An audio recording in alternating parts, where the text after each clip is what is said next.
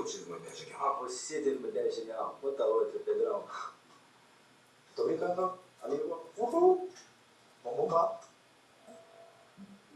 O cinema, a televisão, as revistas são cheias de mulheres belas, estabelecendo um padrão de beleza feminina que a maioria das mulheres não consegue alcançar.